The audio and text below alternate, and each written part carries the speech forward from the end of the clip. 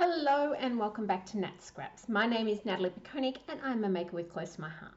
Today we are making a cute little Christmas tag with some of the season greetings and a few other little bits and pieces all popped in. It's going to be a quick one. I hope you guys will stick around and watch until the end and see how this one turns out. The very first stamp set that we are using today is the Season Greetings Winter Stamp Set. Now the Season Greetings has a winter side and a summer side. It is really cool. I do have some other videos with the scrapbooking with these kits. If you want some more information, hit the link below. It will send you to the website where you can see some pictures and see what it is all about. I love this cute little reindeer. It is so gorgeous, and you can see here I am doing a little bit of the coloring with the alcohol markers, making him stand out. I spend a lot of time coloring in the reindeers. I stamped several of them because I didn't know if I was going to use one reindeer or two reindeers or what I was going to put on the tag. I am making this tag without having figured out what I'm exactly putting on it. So you will see my process of me trying to figure out where things should go and what I should put on the tag. The two colors of alcohol marker I'm using a slightly darker one with a lighter tan, and I'm trying to get that dappled look that deers and reindeers have. So that's what I am trying to achieve with those two different colors of alcohol markers there. And I do spend quite a lot of time working the colors into these little reindeers and making them as cute as I possibly could. I do add a little bit of pink to his cheeks, to just on the inside of his ears and under his tummy and on his little bit of his tail. I do that just to lift it up and add that little bit of warmth to the reindeer. It's always good to, when you're colouring a alcohol image, to go over it several times. So do a bit, go back, and you can see there I flipped it over, and what I was looking for is the saturation on the back. And when you've coloured something really well, you'll quite often find that it's completely saturated through. Now generally when I am colouring, I do work on other pieces of paper. I didn't for this video because it just made it all go blurry, and I took that away. So I normally have paper underneath so that all the marker that bleeds through can soak into the paper underneath.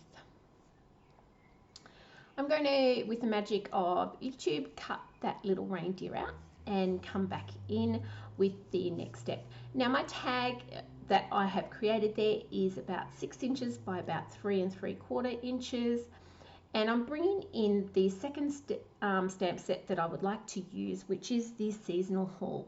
This one is from our core catalogue, so it is from our 12-month catalogue, and it's so cute. It's got lots of little different things on it. I kind of think about using the truck and having the Christmas tree in the truck, but no matter which way I looked at it, the reindeer looked like he was either being bowled over or was out of proportion. So I've decided to come in with the trees and build a little cluster of trees on the tag. And here I'm going to use a mask so I can build up that cluster of trees. I'm going to cut around that, and I'm sorry I'm off camera there with my cutting, which I seem to always do when I am cutting. But if you could see it, you'd see that I'm cutting right up to the very edge of that image and making sure that when I do the stamping, it's got very little overlap between the two images. I should have cut 2 of these masks, because when I go in to add the layer behind of the trees, I do need a second one. I opt to just use this little bit of the corner here, and it worked all right, but I wouldn't recommend it. Don't be lazy like me. Take the time to cut a second tree. I'm going to colour the trees in. What I'm going to use for that is just, I've squeezed out a little bit, I think it's the Old English ivy, which is retired, but I've squeezed it out onto the lid a little bit. I'm coming in with a water brush and filling in the tree colour around there. I'm going quite dark where the trees overlap in the V's there, and then getting lighter and lighter. I'm not trying to fill in the whole tree solid colour. I'm leaving it quite patchy, and I'm hoping that that looks like there's a little bit of snow on the trees, and that there's lots of depth in that foliage. I'm trying to make sure that I have enough differentiation between each tree, so I'm trying to be darker in some areas and lighter near the edges, so that all the trees don't just blend into a big green blob on the page. And you'll see after I've done the first coat, I do go back in and add just a bit more of depth where I think that it is getting too much like a big blob and it needs a little bit of help. The brush that I'm using too helps because it has a thin flat end on it rather than a rounded end, and that helps to be able to get those little bit of strokes that help look like branches. I've stamped out the little stamps. Now these are from the seasonal haul as well, and I just did some very basic red, green and a little touch of yellow for the bows on those presents. And once I had them all coloured, I then got my scissors out and cut those out, but I'm sure I did that off camera because that's what I do when I cut. There we go. I did blend a little edge too with a little bit of black ink just to make them pop a little bit more and look like they had a little bit of depth. Now you can see here I'm trying to decide where these presents go. Are they going on the right? Are they going on the left? And once I have decided, I've just popped down a little bit of grey marker, and I'm going in now with my blending marker, and what this is going to do is leave a soft grey kind of glow under where those items are.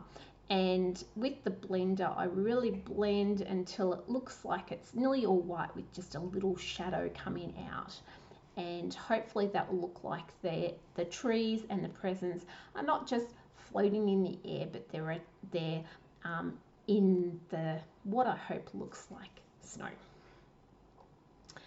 This stencil is from the Card Creative Stamping Month promotion we had a couple of months ago. It's got some cute little clouds on it, and I just put a little bit of blue cloud up there at the top, so the top of the tag didn't look too white and boring. I've attached the presents and I foam taped up the reindeer, and now I'm just adding that little bit of shadow underneath the reindeer there as well. And guys, we are getting pretty close to having a finish. This is the stamp of the month for November. I grabbed that and went in with that and the beautiful